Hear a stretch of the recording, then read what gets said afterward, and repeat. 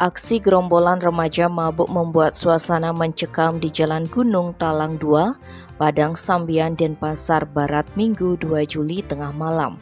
Mereka tak segan merusak rumah-rumah warga, bahkan melukai seorang pria bernama Anaagung Putu Cipta Wiatnyana dengan senjata tajam. Penganiayaan dan pengerusakan tersebut terjadi karena korban menegur para pelaku yang mabuk-mabukan. Peristiwa itu bermula ketika para pelaku yang belum diketahui identitasnya pesta minuman keras di salah satu kamar kos milik Anaagung Putu Cipta. Parahnya, setelah itu mereka membuat kegaduhan di depan gerbang sampai didengar tetangga sekitar pukul 23.30. Kemudian Anaagung Putu Cipta dan seorang anggota polisi bernama Gede Sandiasa menegur kelompok brutal ini karena sudah larut malam. Lalu gerbang ditutup dan salah satu dari remaja tersebut juga diajak untuk masuk ke dalam kos agar tidur. Mirisnya, gerombolan ini tak terima dan malah menggedor-gedor gerbang. Bahkan tak berselang lama kemudian mereka datang lagi dengan membawa senjata tajam jenis badik dan kayu. Saat itu mereka diduga menganiaya Anaagung Putu Cipta dengan senjata tajam sampai mengalami luka pada pinggang dan lengan. Mereka juga melempari kos dengan kayu dan batu.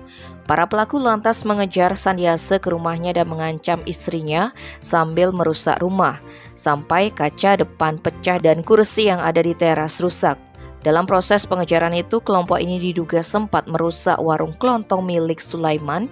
Mereka menanyakan apakah ada orang yang bersembunyi di sana. Tapi sebelum Sulaiman sempat menjawab, warungnya langsung diacak-acak.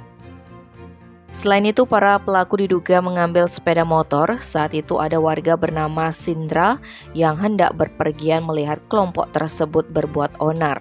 Namun ada dua orang yang naik motor menendangnya, sehingga Sindra menyelamatkan diri ke kos terdekat dengan meninggalkan motornya. Setelah dirasa aman, dia hendak mengambil motornya kembali, tapi motor itu sudah hilang. Diduga diambil oleh para pelaku.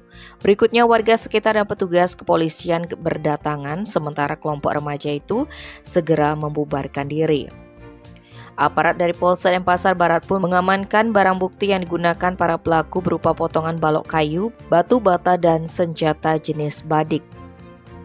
Satuan Reserse Kriminal Polresta Denpasar bergerak cepat mengusut kasus penganiayaan dengan senjata tajam dan perusakan rumah ini. Pelaku berhasil ditangkap.